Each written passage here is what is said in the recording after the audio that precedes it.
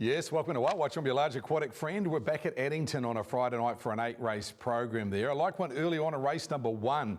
Tell you what, the bookmakers have opened up around $10 for Moses. I tell you what, his first up run was enormous at Oamaru. I want to take you back there. I'm going to highlight the Jared O'Reilly runner who's in the trail after working hard mid-stages. This is a race taken out by the present maker. And he gets up the inside here, and I thought he was really, really brave. Now, the present maker I've always rated as an up-and-comer. He hadn't raced for a long time, Moses. I think he'd been off the scene for 215 days. He gets up the inside here and he just comes to the end of it. He went back to Addington last week. He went enormous. He started off a handicap. He ended up running 6th. He ran the best or second best sectionals in the race. Last mile in 2 minutes. $10 seems a little bit of overs.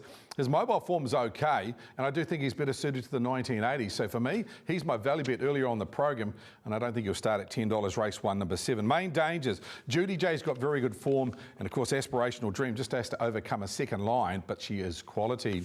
Going around in race number 2, pretty short price favourite here in the better deal, but I want to find something outside the square for you, and I've come up with Captain S, and I thought her first up run at Addington had a lot of merit in a race that was basically a walk-in sprint. She's out wide here in the Hayden Cullen colours, and she got pushed off the track, sprinting very hard.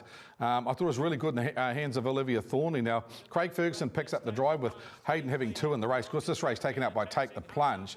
It was the first 3 on the marker pegs. Lead Trial 3 Deep that run the first 3, and she just kept running to the line, the filly by Captain Crunch. Ran the best mile of the race.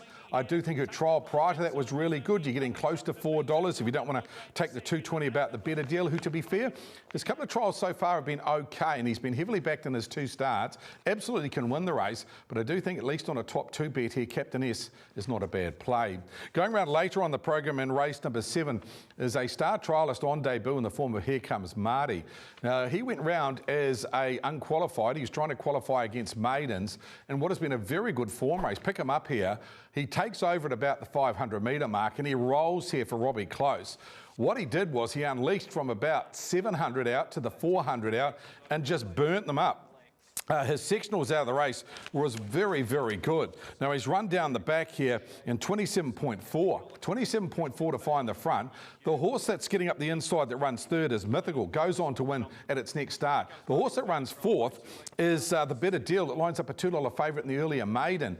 Now, the bookmakers put up $3. There's actually a double if you want to play into it, a box seat double, Friday feeling double with Balnige onto Here Comes Marty at $6 if you want to play into that, up to a spend of $100. Let's have the 3 highlight for you on Whale Watch on Friday night. The value bet's Moses. Don't mind him. 3rd up, he should be fitter. Back to the mobile. Good last start, and you're getting the right price. Each way bet, Captain S. Now, she's around about $4. This one for a very informed stable. Craig Ferguson takes the drive. And the star trialist going around race 7 is number 7. Here Comes Marty.